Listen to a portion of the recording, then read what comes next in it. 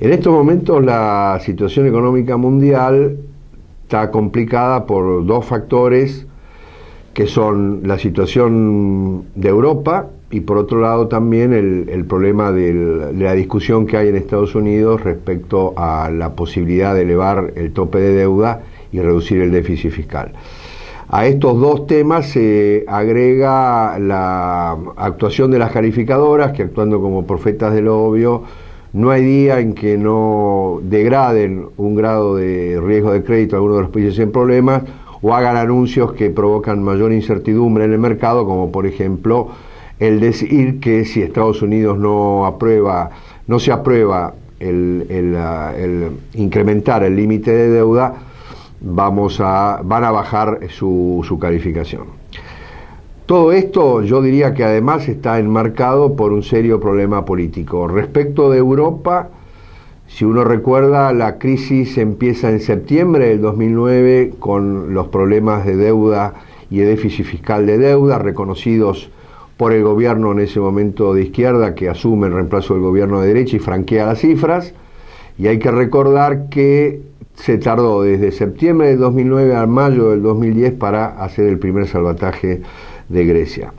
Lo cierto es que hoy en estos momentos estamos discutiendo todavía cómo vamos a resolver el problema de Grecia, Portugal e Irlanda, específicamente el de Grecia, y hay dos posiciones encontradas. Por un lado Alemania, con la posición del gobierno de Merkel que exige que haya una participación voluntaria de los bancos en la refinanciación.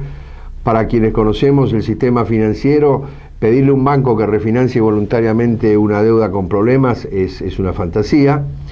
Y por otro lado, los países que tienen problemas, que están exigiendo una rápida solución.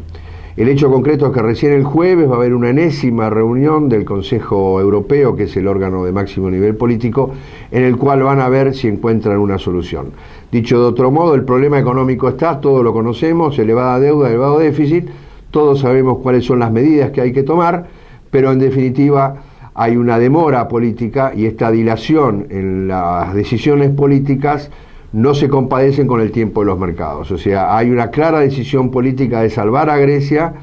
Todos saben que una caída de Grecia implicaría una concatenación de sucesos que irremediablemente llevarían seguramente a una nueva recesión global,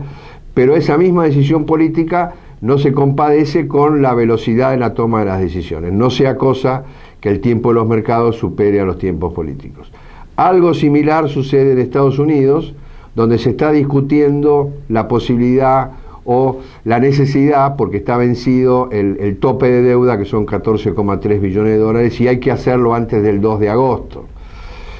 Todos sabemos también que no hay ninguna probabilidad de que Estados Unidos entre en default, que finalmente se va a aprobar esto, pero lo que está en el trasfondo es, al igual que en Europa, un tema político, que es la lucha entre el Partido Republicano y el Partido Demócrata del gobierno. Los demócratas obviamente están enfocando el problema con un esquema razonable, que es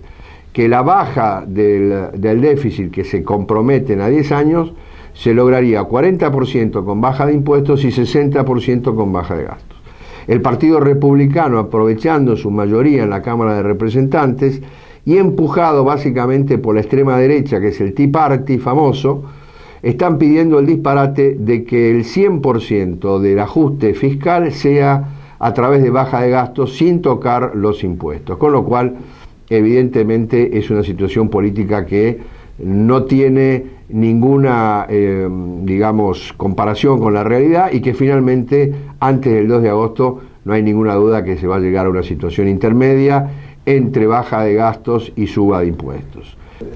Respecto a este escenario, quizás sea útil hacer alguna referencia a cuál debieran ser las posiciones de los inversores financieros. A este respecto, es claro lo siguiente: en la medida que la situación europea